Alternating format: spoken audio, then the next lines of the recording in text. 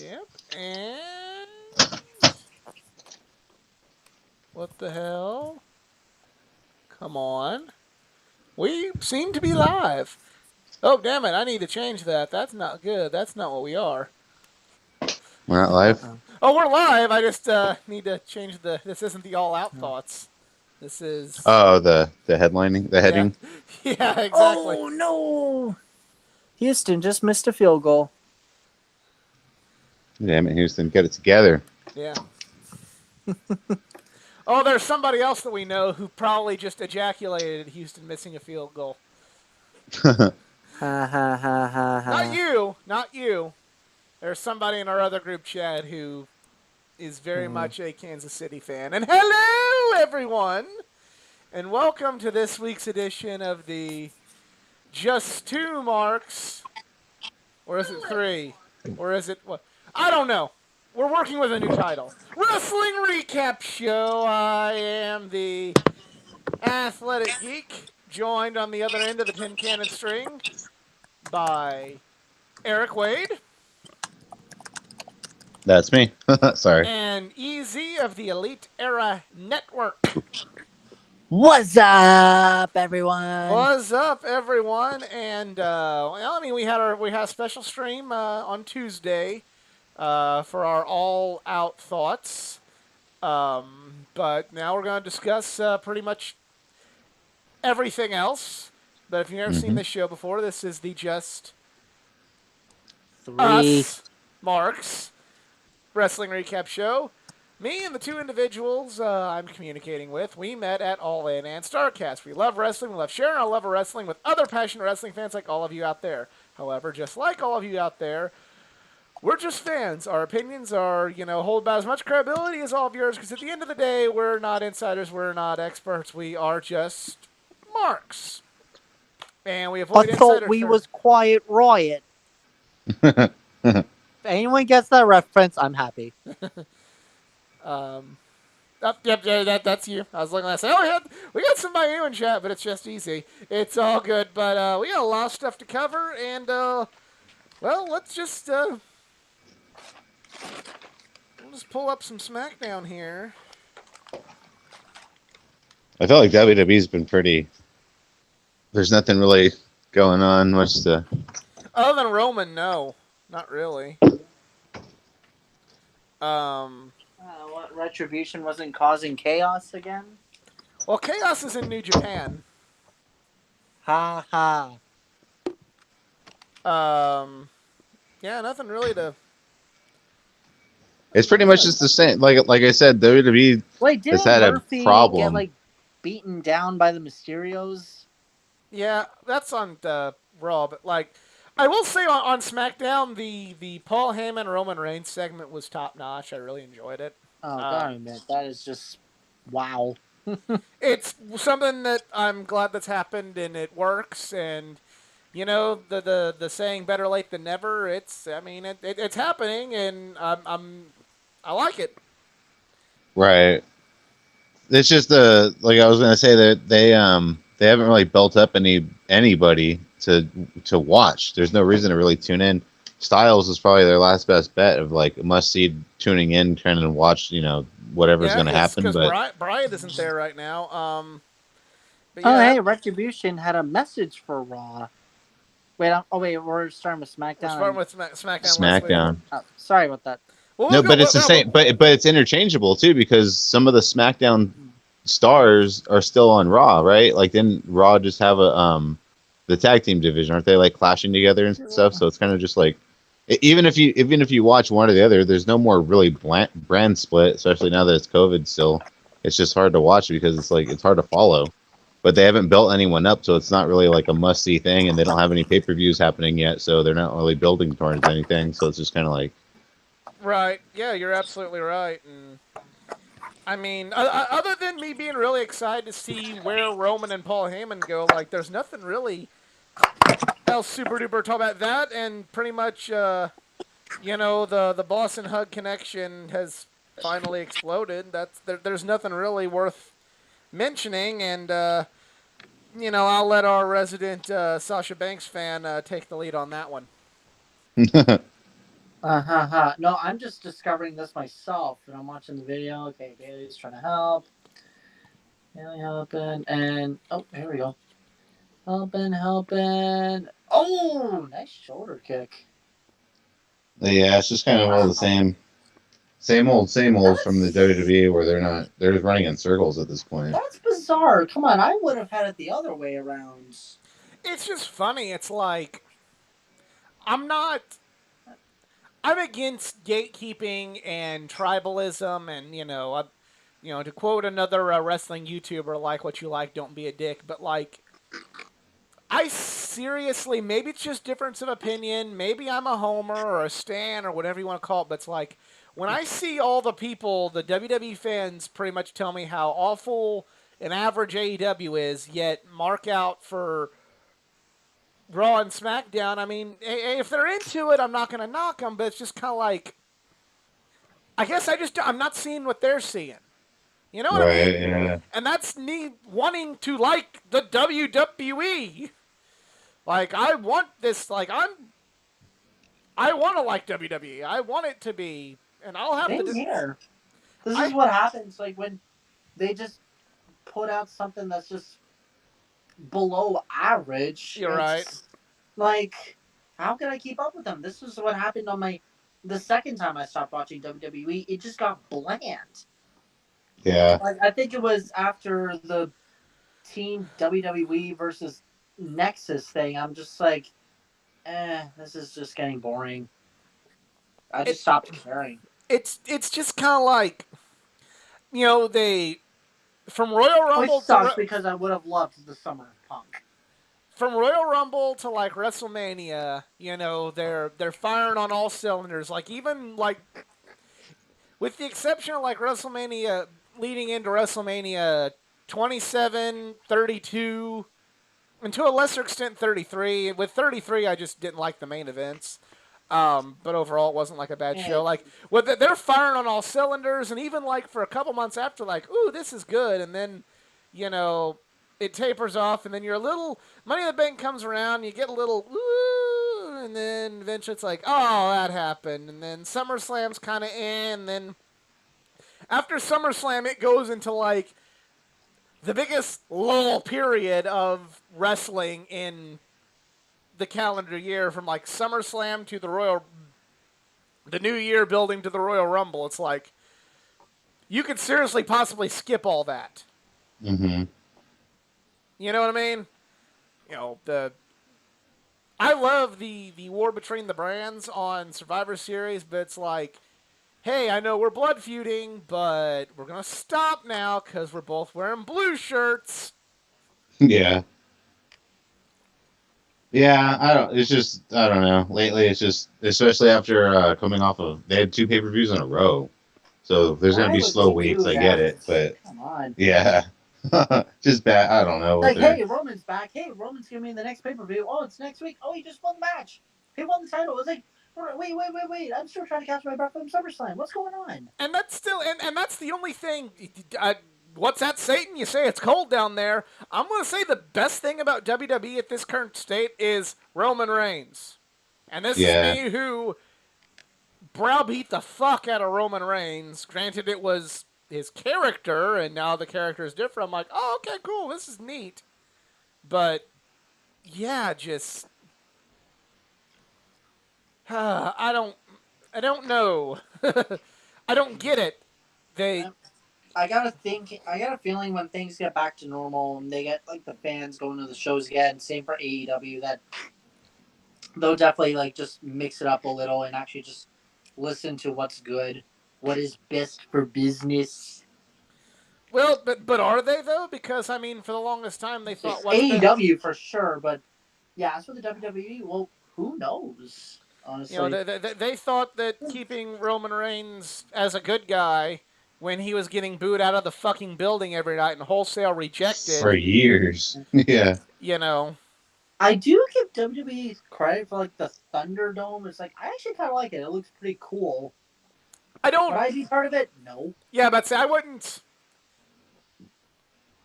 The only way I would be part of anything like that would be like if it's I don't want to say I would do it for AEW, but I would do it for like a smaller promotion. Like if like one of my local indies had the ability to do that, I would pay for that because they need the money much more than WWE needs the money.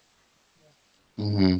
So I wouldn't personally do the Thunderdome, but I like the look of it. You know, it kind of does. It suits the WWE with the. Yeah, it's like big time for high production. You know, here's the high production. Like, here's everybody from all over the world watching from their screens. Isn't that cool?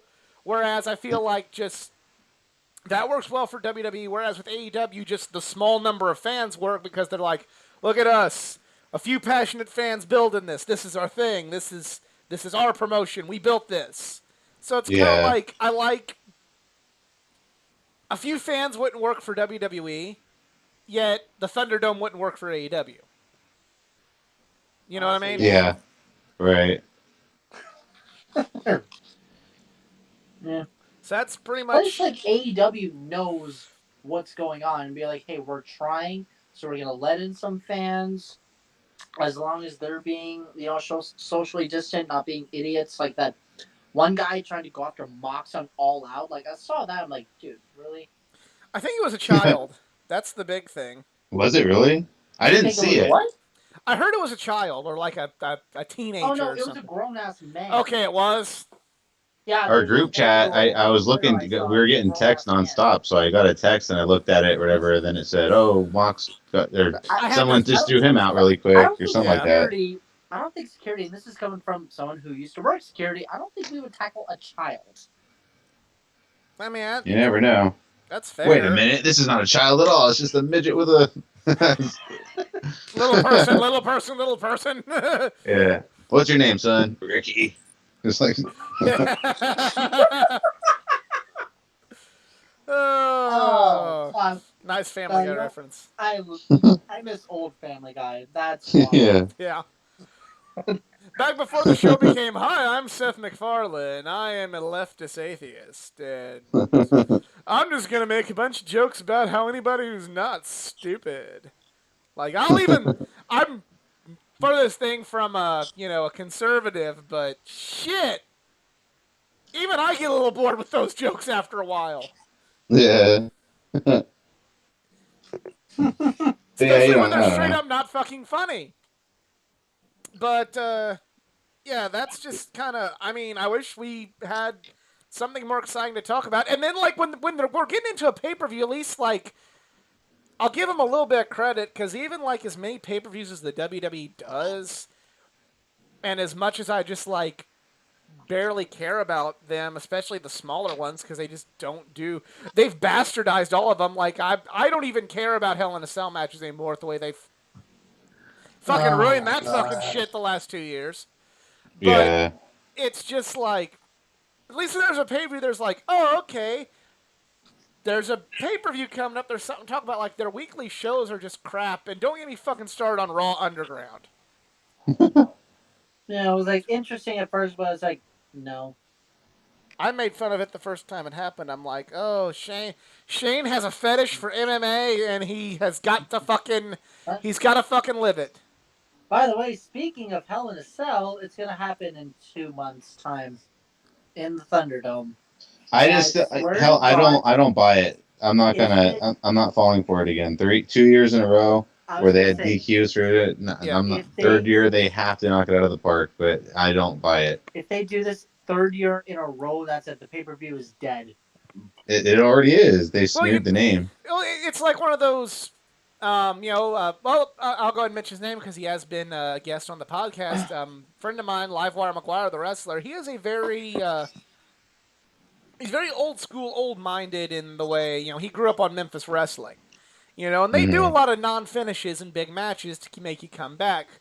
But, and he said, like, well, I get it. I stand by this decision. You protect the Fiend, and then you go after, and you don't take the belt off Rollins. And I remember just kind of thinking, if you're going to have, if this is what you insist is going to happen, you have to protect the Fiend, but you don't want to win the belt, then you either, A, make this be one of the not Hell in a Cell matches at Hell in a Cell, because they're not all in Hell in a Cell. This isn't TNA Lockdown where it's all in one thing. No, there's deviation on Hell in a Cell.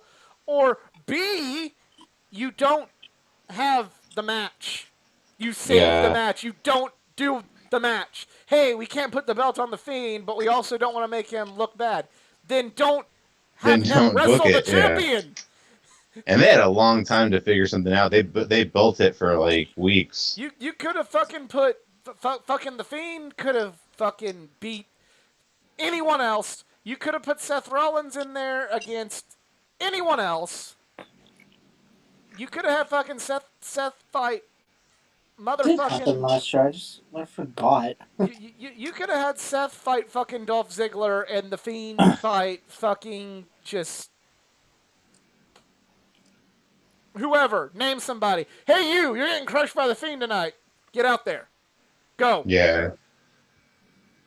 Speaking of Ziggler too, he's still Okay, so- somehow in the top spot, but yet he's getting also squashed by NXT call-ups every time they get a spot.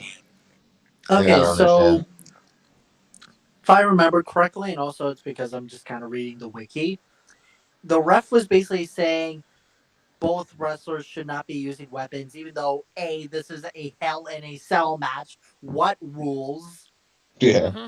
And then the ref calls for the bell to stop because Rollins used a weapon. Then the cage raises, and it's like, what is happening? How am I amazed that fans just don't storm the ring and just well, lose? much better than us, Brian Alvarez, excuse me, not to give credence to a significantly more popular publication than ours, but his take on it is better than anything the three of us could say about that whole debacle right now. But but speaking of debacles, other than just saying, "Wow, Roman Reigns and Paul Heyman's a match made in heaven and it's fucking great," and oh hey, they finally pulled the trigger on Sasha and Bayley. Mhm. We're having to go a year in the past to talk about WWE to find something worth fucking talking about. Yeah. Yeah. It's just been they're running in Seriously. circles. They haven't been building anyone up, and now it's biting them in the ass. They can call anyone up at any time, and then they can produce any. They have the money to produce any wrestler, any name you want to see. They can likely do it, but they can't keep them long term. And then when it comes to long term viewing, you get bored because it's like, well, what's going on this week? And this week, when it's super slow, it's like there's nothing. And then when WrestleMania comes around, the one or two people they have built up, they're like, oh, hey, it's WrestleMania season, and we really gotta put, make sure that you're the legend that's coming back is in a higher spot than you because, yeah, they draw the money, but Right. I can't compare it to so many people took the controversial route, so many people that the three of us know, and basically kind of saying that, well, we didn't want the Fiend to get crushed, but it was smart that they put the belt on Goldberg because Roman's going to get cheered at Mania. This is before COVID happened. And I remember just kind of thinking... And Saudi Arabia money. But yeah, Goldberg, what a horse to place your bet on. Man, that guy really did not earn his paycheck. This is my take on bringing the legends back for WrestleMania. I'm all for that. Bring them back. Bring all the legends back. Put them in matches. Don't put them in matches that are going to hurt your long-term, what you've built up. Don't let Goldberg crush the Fiend. Let Goldberg crush fucking... R-Truth or whoever. No, I'm not going to say that, but give them more of a marquee name, like a Randy Orton or a, Eugene. Nah, Well, that's why they were saying that the AEW Battle Royal was so good the first time it came around with the All-In, because they used legends, but they used them well. AEW kind of uses them as gimmicks or comedy spots, or just like, you're going to be a 24/7 champion for 24/7 or 24 minutes or whatever. Right. Where it's just like, you're not going to believe it or whatever. It's, bring the legends back, use them in somewhat decent way. You know what? And if they insist on getting a win, have them beat somebody that whenever they come back the next week, they're going to be like, oh, what? I didn't lose. What are you talking about? But yeah, where Trish Stratus came back and then she lost to Charlotte. Well, she should have won. Goldberg, and then yeah. It's like that. Like you're saying. I actually like how they use Trish because, you know, for all intents and purposes, that was Trish's last match. It's kind of, and EZ can kind of probably understand this reference a little bit better. It's kind of like when NASCAR legends will come back and run like a couple races a year. Mm-hmm. Are any of those guys going to contend for the championship? No. But they'll run the Daytona 500, or if they're from, Tennessee, they'll run Bristol, or if they're from, South Carolina, So- they'll run Darlington. yeah, they'll run Darlington for South Carolina, or they'll run the Coca-Cola 600, or they'll At run the... least, and this was actually last weekend. You know what I do like out of NASCAR when they run the Southern 500, they get all the drivers to go into like old school paint schemes, Right. which is actually like brilliant Yeah. idea. But, back tying this back into wrestling, if, before we go on a big NASCAR tangent, if our retired NASCAR driver comes back, he's not going to beat, Kevin Harvick or Denny Hamlin for the championship that year. He's going to come back and run a race, and he might have a great showing in that race. He might win the race, but he's not going to win the championship and be the top driver in NASCAR. That's how I feel the legends need to be used a little more.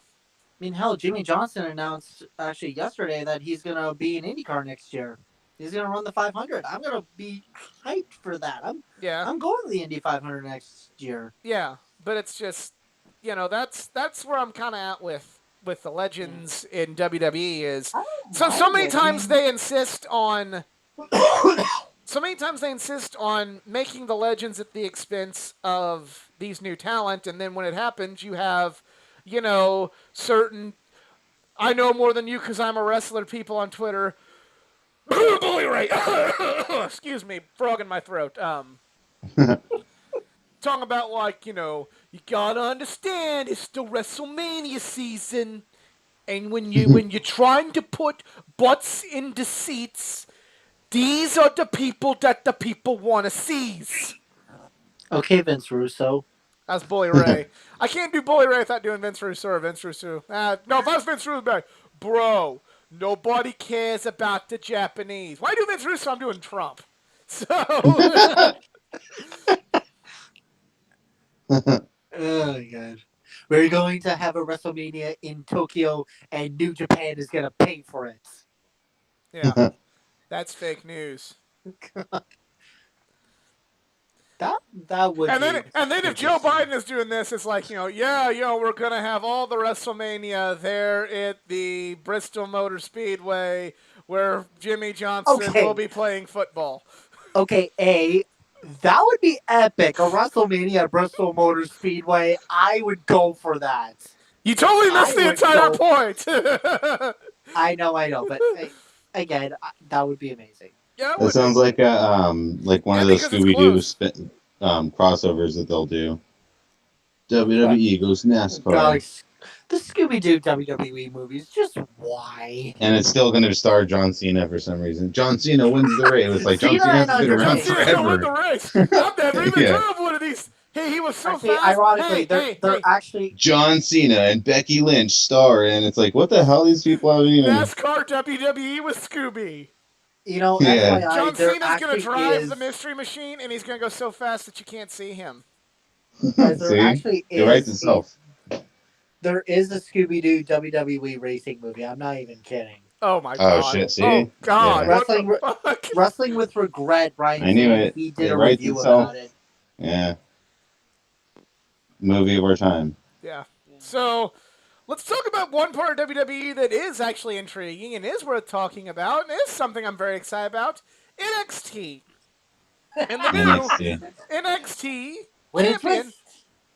The new NXT champion.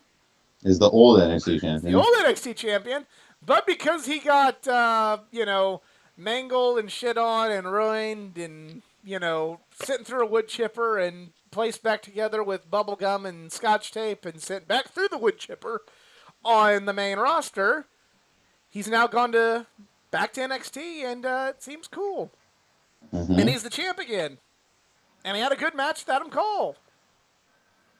I don't know, just not really a lot to talk about when you just want to talk about, hey, this is a damn good match, you know? Right. Yeah, Finn and then there's Balor. a certain somebody that should go away from NXT forever, but Who's I that? don't know. I just don't got any memory of it. Who do you think should go away from NXT forever? Velveteen Ah, Oh. yeah. because of yeah, Yeah, okay, which cool. I'm not. Which just for the sake of we don't get taken down, I'm not gonna say why people are hating on Velveteen. You can just look it up. Yeah, you look it up. Yeah, It's yeah, there. It's not hard to find. yeah. So kudos to Kushida for beating the crap out of him. I bet Kushida regrets leaving New Japan with how they've used him on the NXT. But again, you know, when you Nah, kind he's of making money. he's making money, and he kind of did everything there was to do for him in New Japan. I didn't see him moving up to the heavyweight division, and he'd done it all. What group was he in? He Was was he in in. Chaos? He was like he was in the non-affiliated Sekigun, also known as Taguchi Japan. Like, Oh, okay. yeah, they're basically like it's called Taguchi Japan, but that's just kind of like an unofficial like comedic name. It's kind of just this unaffiliated section, not with Chaos or Bullet Club or Suzuki Gun or Lij. Um, so yeah, he was just kind of. I mean, he was a great junior champion. He won the best Super Juniors a lot.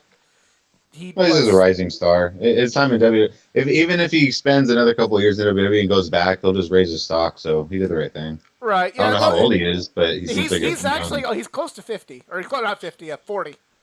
Oh shit! He's Well, I actually didn't know close. that. He's kind of around Nakamura's age, I want to say. I mean, if I'm wrong, let me know in the comments. But I believe he's close to Nakamura's age. Maybe maybe a little younger than Nakamura, but I guess maybe like closer to. Maybe I should say like kind of Kenny and Ibushi's age. But yeah, that's not. They're not gonna go on any run. That's Yeah, high risk time. but it's kind of. I don't know. It's kind of. I had more expectations for Kushida, but WWE. I had more expectations for him on NXT. You know, because at least Nakamura got treated like the star he is on NXT, and then when he went to the main roster, they fucked with him. Kushida just kind of just been a mid. Has even been like going for the North American title, even, which has been kind of disappointing. Yeah, I don't know. I haven't been catching up on NXT lately, so I have no idea. Yeah, so let's bring the boom, Dynamite, and let's go ahead and talk about this. Oh boy! And by the way, AEW hit 1 million viewers last night. I do want to touch on that a little bit. Like, we like to talk more about the stories instead of just the backstage goings on. But the one thing I think is interesting is before all you legions of NXT fans come in here and go, oh, but they were unopposed, but they were unopposed. Yes, we know they were unopposed. But I do want to point out that they hit 1 million viewers without a strong presence on the show from any of the real super duper heavy hitters. Because think about it. Cody's off TV for right now. He wasn't on the show. Kenny just had a sit-down interview, which was, I know a lot of people wanted to see that, but I'm pretty sure it didn't carry all 1 million people. Same thing with Hangman. The Young Bucks literally super kicked an announcer, and that's it. And Mox just had an interview. Mox just had a promo. That's it. Or a promo, yeah. Yeah, that's and all that Kip happened. Saban of all people was leading hey, I got a best man for my wedding, and it's like, well, we're getting ahead of ourselves. We're getting ahead of ourselves. We're getting ahead of ourselves. Yeah. But yeah. I was gonna say that well, we'll get there when we get there because it's gonna. But it's just kind of like for you can yes they were unopposed, but you can say that kind of speaks to how well in comparison to WWE they've built up their roster that so many people stuck with the show when Kenny wasn't having a match, Cody wasn't having a match, Hangman wasn't having a match, Mox wasn't having a match, the Bucks weren't having a match. MJF wasn't having a match. Even Lance Archer was fighting. Lance Archer didn't even have a match. It was So it's just literally kind of just But a they're handful still, of yeah, they're tag team building up all of their matches. stories. yeah. It was a handful Uh, of tag team matches. FTR having a tag team celebration. Well, the first match, because this is one because this is kind of this is what brought us all together. We'll go in detail on this one. Call us fanboys all you want, but this is the one that I know we all three watched at least. Yep. And basically, I thought the first the Jurassic Express versus Lucha Bros was a damn good match, and just kind of they're teasing some kind of tension with and with Eddie Kingston. I don't know where it's going, but I'm very very intrigued. Yeah. I think I noticed when he had like a mystery like wink to the camera. It's like, Eddie, what are you doing? There was that Right. one time. And I love how they like called out Pockets like your British boy isn't here, and it's like, where's your wife? And it's like, oh, yeah, Blade, where's your wife? Like, wow, she's. I'm so Yeah. upset he didn't win the battle royale. Like, come on, Hmm. I was so close. Yeah, but we're gonna get some Jake and Mox stuff. So, I don't mind it, but um, Matt Hardy addresses the fans and just pretty much a heartfelt address to the fans. No, This is probably a lot of the reason why people tuned in is to see what was going to happen with Hardy yeah, I because mean, it was I the think shot heard around the world almost. right. when have we ever had a WWE promo where they actually spoke from the heart that, hey, we get you were concerned about a certain botch. I'm out Oh, here to they'll never say, because they don't even say wrestlers. They don't, you know what I mean? The superstar or they're not going to a hospital. They're going to a nothing. Like medical they actually facility. say Right. this is pro wrestling because oh what? Did I pay like $40 to watch Circus Soleil? Right, but by doing that, WWE's in their head they're thinking they're respecting the audience by not pulling the curtain back like that. But in reality, they're disrespecting people by being like, "Oh no, this is still real." And it was like, "No, it's not." We all know, like in this day and age. And But to just see something like the Hardy promo, where yeah, he's being heartfelt, letting everyone know, like, "Hey, I'm fine. Yeah, it didn't go as planned, but it's over now." What I thought it was like a great. yeah, I heard, Especially yeah. having Rebby in the audience, that was even awesomer. Yeah, I appreciated it. I was like, dude, this is a cool moment that they let us enjoy and, with and, them or whatever. and you know what the Otherwise, best it part would of have it just was? been The best part was you didn't have Sammy Guevara run out there. You didn't have the Inner Circle. You didn't have MJF run out there and go. You just let Matt speak his piece. We know he's okay. We know he's gonna go away for a while because that was pretty scary, and he's yeah. fine, and we're good. And everyone was And none of his having their eye crazy, on it. none of his Right. crazy borderline personality traits. It Yeah. just Right. goes like one Yeah. character to another. No, he just spoke as Matthew Hardy. Right. Yeah.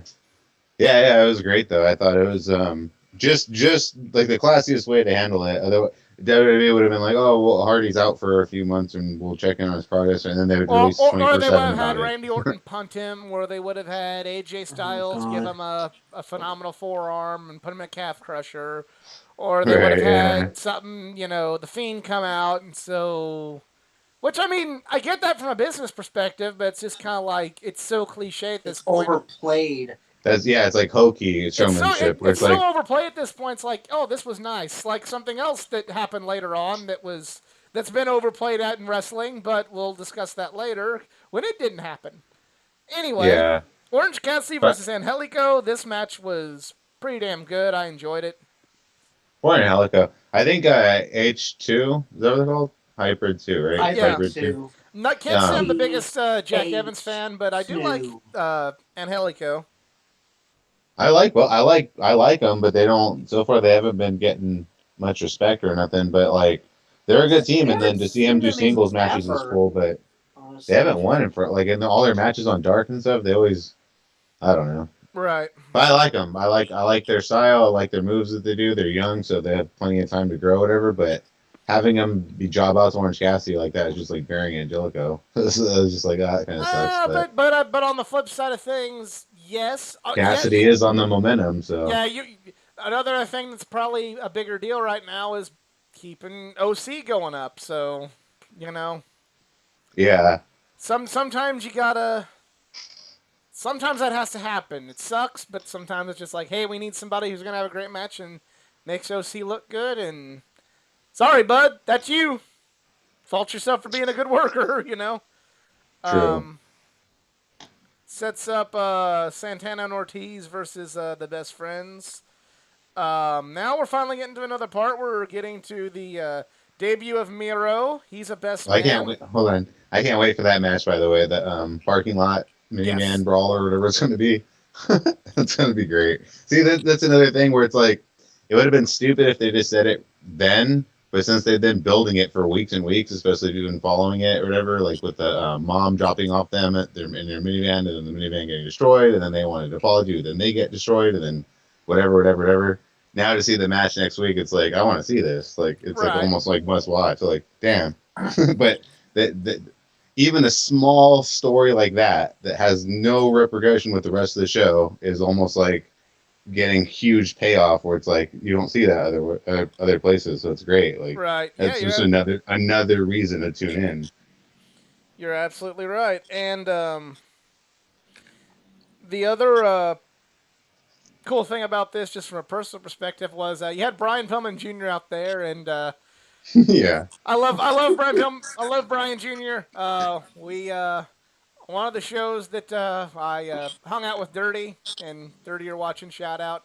One of those Uh-huh. shows, he was there, and me and Brian Pillman Jr. drank beers at the bar and complained about Jimmy Rave. Hell And yeah. Have you Jimmy, seen him live? yes, I did. I saw he was at one of the indie shows I went to WrestleMania weekend. He didn't wrestle on that Wait, show. he complained about who? Jimmy Rave. Oh, Yeah. We both had, I'm not going to get into that whole story, but we both had a reason to bitch about Jimmy Rave. So there you go. Yeah. But I then, I've seen him live a couple of times. I think under New Japan banner, but he's always presented as like a badass, wild gun. It's the son of Brian Pillman Jr. Like, what's he gonna do next? Whatever. AEW's kind of making him kind of a jokey kind of guy. I don't like that really, but he hasn't really had many matches yet on yeah, AEW. he's still. He hasn't. He's just kind of a guy. He's not really. I don't even think he's officially under contract. He's just kind of. Maybe he's just like training or Yeah, something. he's just kind of there. He's only hasn't been wrestling very long, like only like 3 or 4 years. So But he's a good personality. Like yeah, even if they didn't even if his name wasn't Brian Pillman Jr. and they said every 5 minutes, "This is Brian Pillman Jr.'s son," he still would like be like who's this guy? Like he's wild. He's kind of like a Joey right. Janela character, but like does it a little bit better than Janela's really let me down, man. I thought that guy was gonna be a lot better I'm than not a Janela this. fan. I like his tag team with Sonny Kiss, which we'll get to here in a bit. But this is an awesome debut and an awesome interview. I do understand the concern from a lot of people saying like, "There's another WWE guy. There's another WWE guy," but it's like, you know, who didn't make a play for Tom Brady whenever he was a free agent? You know what I mean? Like Hmm. sometimes Well, you but gotta. this is another reason why I was going to say earlier that maybe they hit another million for the tune in is because on one hand WWE is saying, "Oh, we don't want our superstars using Twitch or whatever without our permission, whatever." Miro and all these other guys, they all have it too. Me and my brother watched. So they have that game Fall Guys or whatever. It's all super Yeah. popular lately. yeah. We had a blackout, so me and my brother watched just YouTube on our phones, whatever. And Miro's channel was one of the ones we were watching of his Fall Guys stream. And I was telling my brother, "Oh yeah, this guy used to be on WWE, but now he's on Twitch." And they recently just put a ban on Twitch, which is funny. But then on All Out, they just announced, "Oh, Kip Sabian said, what follow my Twitch," and they said supported by AEW, like a big goof on them, whatever. I was like, that's pretty funny and whatever. This cool wrestler, cool streamer. So my brother was interested. Oh, maybe I'll follow him to watch his videos too. So if he watches him and hears Miro say, "Oh, I'm going to be on AEW tonight," that's going to bring another view. Or my brother would tell me, "Oh, that wrestler's going to be on AEW tonight," whatever, and then I'm going to tune in anyway. That just brings more Right. eyeballs. So I don't. The more they start doing stuff like that or outsourcing and stuff, and the more all these people have streams anyway, whatever, which pretty much they all do now. Yeah. But the more that they're advertising themselves, not only on their channel but on TV now and stuff too, that's probably another really. I don't understand why WWE did that. Why they're That's trying to why cut off it's like, revenue. okay, I saw like a handful of WWE stars of cameo. It's like cameo is cool. It's just like you. Well, I think the You issue can was pay that they're $600 using their for Alexa name. Bliss to turn you down. Yeah, but seriously, it's like Cameo's just getting celebrity appearances. It's like, or just through video, no less. It's like, imagine if like all sport, if like the leagues of the Big Four said, "Hey, none of our athletes should be allowed to use Cameo because it's profiting off their own namesake. It's not giving us money." It's like this is just something for fun. It's like they're just wishing like a happy birthday or get Mm-hmm. well soon or hey, Right. you're a huge fan. I just want to say hey. But I think Like I think the there's issue is like no it'll problem be with that. like There's Big E, AEW like stars that have Cameo. I saw Sammy Guevara was on there. right, but his name's Goofy probably Butts like too. at Big E WWE or something. So they just Yeah. want him to change his name to his real name, which is fine. They can do that. But like AJ Styles, where he came with his name and he has a Twitch that just says AJ Styles, whatever, and he's like candid on his Twitch streams and stuff, and they're trying to tell him even where it's like you can't talk about stuff on your stream. It's like come on, you guys, like even if it's back stage kind of talk or just whatever, the fact that they're trying to censor people like that is going to drive eyeballs away. Whereas Miro's over here playing video games saying, watch us, and you will. Not just Miro, but all those guys. So it's Right. just like, I know so many but people anyway, that know yeah, about his, Kenny Omega not through wrestling, but from watching him on Twitch. right, yeah. So So it's just another good reason of why he's good for the company. Why I was excited for to see it. I didn't expect it. I thought he would have been better in New Japan or whatever, being like he the foreign. does, again, not going back to the. I heard he does have like a clause where he can go work New Japan. Oh well, especially right now, he can't really travel either, right? So it's kind of Well, like a couple. Osprey and Jay White are going to be in the G1, and that starts at the end of the week. So I guess something's cleared up. yeah. Well, but besides the fact, yeah, it's a surprising move, but I'm glad it happened, and then it's only going to help bring attention to the company. So, I'm with you. Next match but is so on the flip side though, before we move on real quick, this whole time I've been predicting Brian Myers is coming. Brian Myers is coming. He actually debuted in Impact. So it's like, Okay. but if he did debut in AEW, he wouldn't have been a draw. I'm not tuning in to watch Brian Myers, but I No. might tune in to watch Miro. You know what I yes, mean? especially because Miro So- had a bunch of fans that kind of very similarly to Cody and Oh, and that's the third Moxley. thing. They're Third like thing, they I'm gonna like write the that guy down. and they're like, oh hey, he didn't get a fair shake, so they want to see him. Unlike Brian Myers, we're like, okay, even if he didn't main event no WrestleMania, but like he wasn't really worthy of it. Where you had guys like your Codys, your Moxes, your Miros, where it's like, oh hey, this guy could have been champion, but they didn't do nothing with him. Yeah, So next yeah. match. Once we talk about Cody too, that's the third thing I was going to bring up too. Oh, go ahead.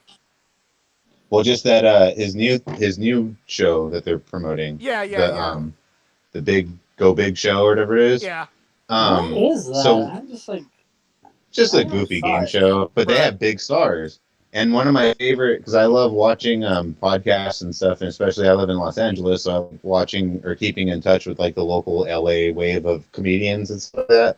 And Bert Kreisler is probably one of my favorite podcasts to listen to, although he talks about himself a lot or whatever.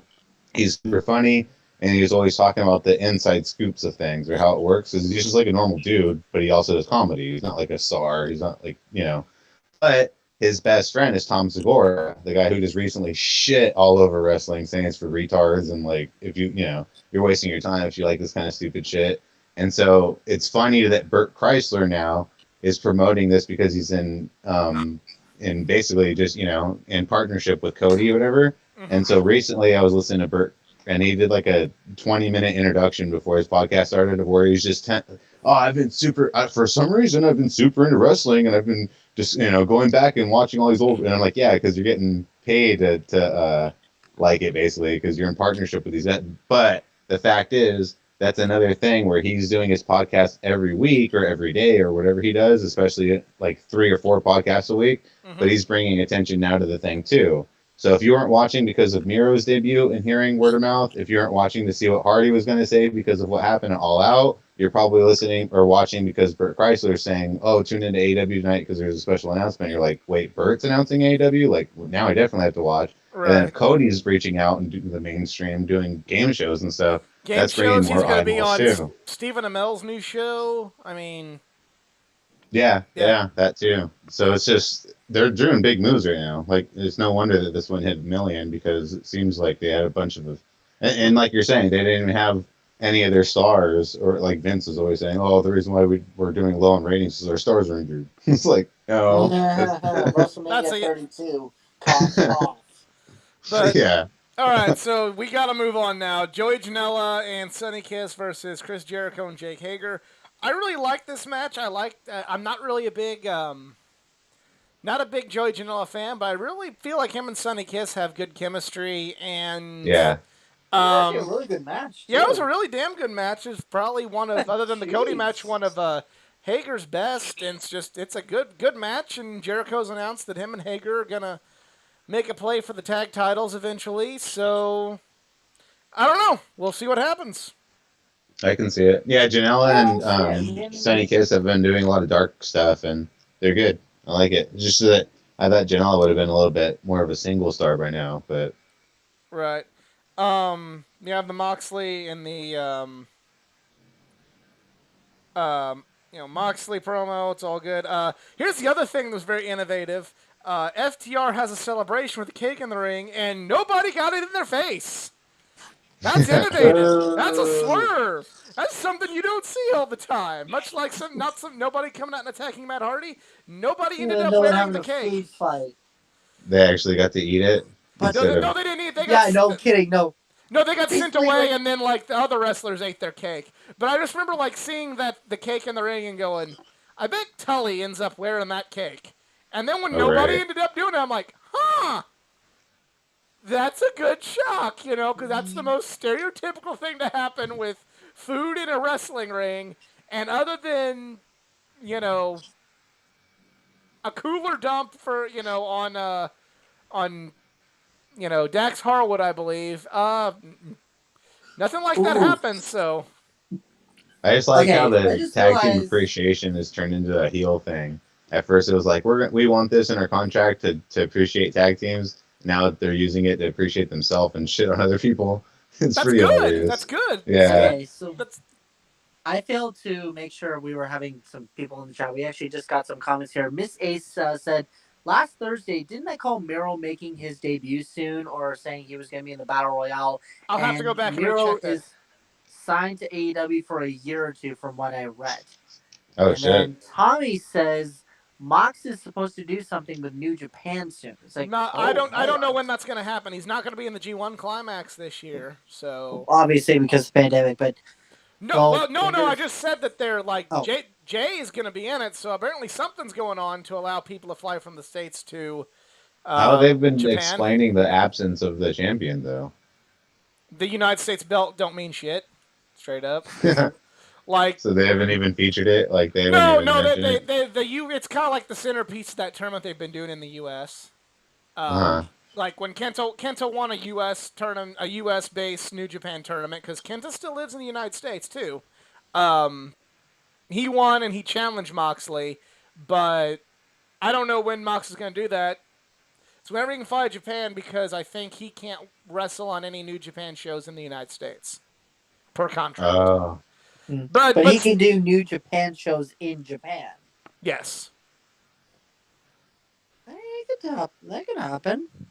It depends. Like right now, he's probably not going to go to Japan until his AEW obligations dry up. Hence why he was able to do. As Jericho predicted, if AEW just work out the differences with New Japan. I don't think that's going to happen. I'm going to tell you why. May not so much work out the differences. I don't think there's a reason for them to trade talent at this point. I mean, unless it's like trading talent, I would just say collaboration. AEW, I'm probably about as big of a New Japan fan as anybody in this room. New Japan don't need AEW. AEW don't need New Japan. yeah. Why does Ring like of Honor need New Japan? Ring of Honor needs New Japan because they ain't worth fucking shit without New Japan. Because they have worthless fucking people like Matt Taven on the fucking roster. And Fuck the Kingdom. and fucking a head booker that doesn't have a set of testicles and lets anybody with any TV experience overtake his fucking direction. That's what's up with Ring of Honor. That's why they need New Japan, because nobody gives a fuck unless they go like, oh, hey, come see Tanahashi. He's in the States today. But no, like, even if New Japan and AEW were work together, I mean, think about it. Unless they were sending, like, a low-tier guy to New Japan, nobody would... They're not going to send Kenny to the G1 Climax to basically go away for a month and wrestle a pay-per-view quality match every night and get hurt, possibly. Same thing with Mox. Mox did it last year because AEW didn't have TV last year. Same thing with Cody. Same thing with, MJF. They ain't going to Japan for a month to essentially hurt themselves when they have Dynamite every week they got to hit. So if they send anybody to New Japan, it would just be like, oh, hey, here's Joey Janela. Here's Wardlow. Like, that's cool, but nobody in Japan gives a shit about those type of people. So unless it's like for like a one and done, like, oh fuck, we're gonna have Tanahashi on the show, or really fancy doing this. Oh hey, Ibushi's here to wrestle Kenny because Kenny's gone to the dark side again. I really don't see. AEW has established their own identity enough that unless it's just one and done stuff, or but it can be done, because at All In, one of the best matches of the night was Scroll versus Okada. Yep. But that wasn't AEW then, and there was still the Elite were still on good terms with New Japan at that time. Yeah, but I'm just saying, like, they can have a match of worth watching if they really pull it together. But New Japan took it personally that they were leaving. Like, they just they didn't like it, so I still want to sense something was up. Or they could have been like, hey, we kind of want to see if we could get a New Japan expansion, which they eventually did with their USA shows. Yeah. Like 2 years later. But again, but they could, even if just fantasy booking, they could do like the Elite, Omega, and the Bucks versus Royals of Destiny and Jay White. Bullet Club. But here's the bigger question there. Then who go? At this point in time, neither company is going to budge on who's laying down. Mm-hmm. AEW is not going to let their top team lay down to Guerrillas of Destiny and Jay White, and likewise, I don't understand why they want to push Jay White to the level they're pushing him, but they're going to push him there. He's not a top guy, and I stand by that.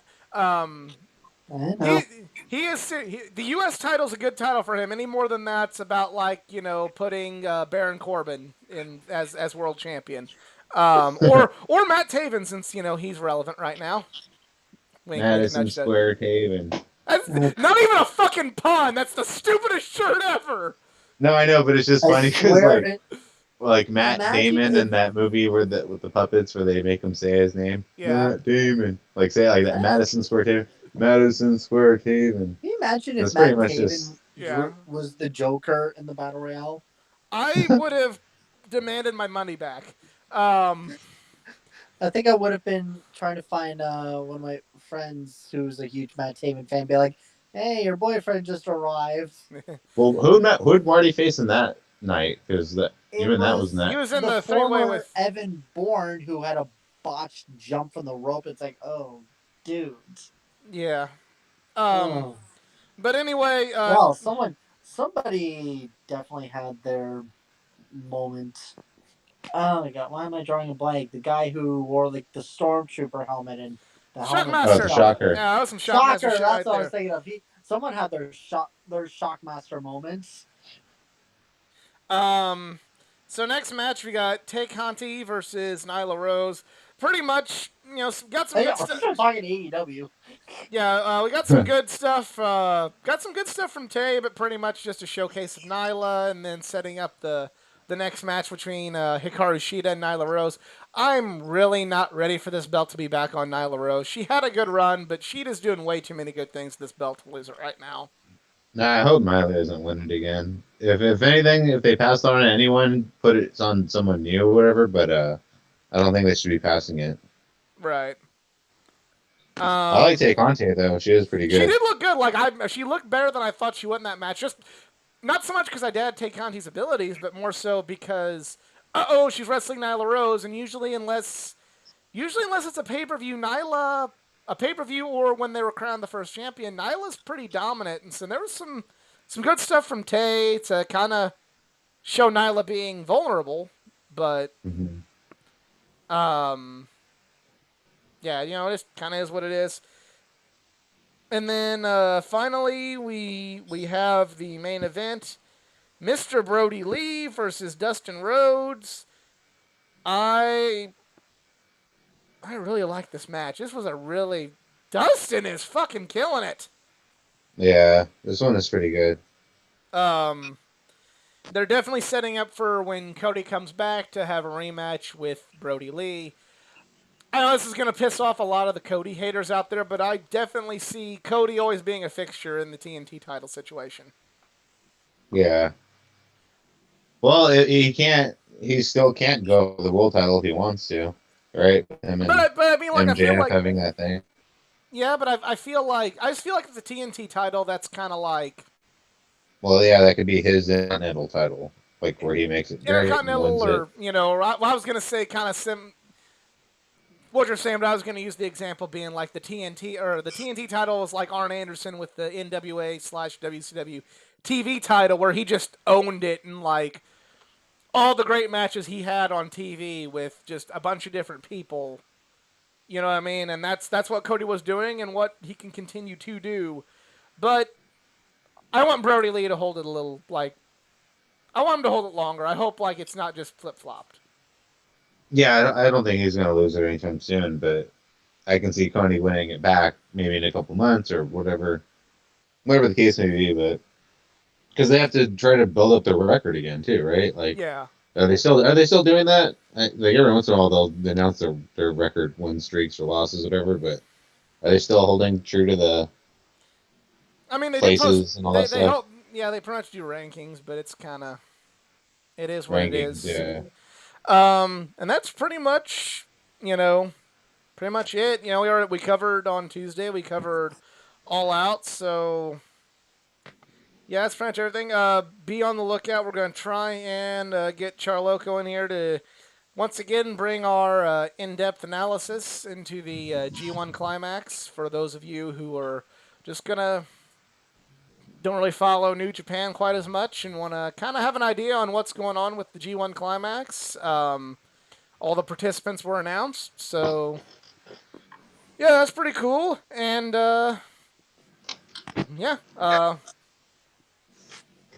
social media, guys? All right. Eric, you want to start or me? No, I don't have anything to promote. Oh, no worries. Well, guys, you want to check me out on Twitter at the Elite Era Network. I'm slowly but surely gonna get Demolition back underway as soon as I get a work balance going on with me. Those are a bitch. I'm actually going to Pittsburgh for a work trip for the next 5 weeks. So if you don't see me for anything, well, you know why. But I'm definitely gonna have a lot of fun. And if you gotta go to the dentist, Britt Baker. She's over there. Oh yeah, right, true. Yeah, if she's even doing house calls, but no, I need to get my Pittsburgh Penguins jersey customized. I got to put Crosby on the back of it. But yeah, that was just a follow foreign me on the language, Elite but Era. cool. I'm always on Twitter. Shout out as always to the Podcast Wrestling Federation. They are amazing people that I'm part of. And yeah, just follow me on Twitter if you guys ever want to hit me up. So yeah. Right on. Over to you guys. Oh yeah, I got Mercari. Check me out on Mercari. Everything's for sale. Yeah, check them out on Mercari. Everything's for sale. If you want to follow me on social media, Facebook.com/AthleticGeek89, Twitter Athletic_Geek89, and Instagram AthleticGeek89. And if you enjoyed this video, please give it a like. Subscribe for more content, not just from the world of wrestling, but from the world of comics, anime, and all things geek culture. Check out every Wednesday the Geeking Out Podcast. Got some big things on the horizon. But yeah. For Easy and Eric Wade, I'm the Athletic Geek. We are just some marks. We're out. Bye. Nice. Okay, are we off? Because I've been holding a piss for 30 Yeah, we're minutes good. now. We're good.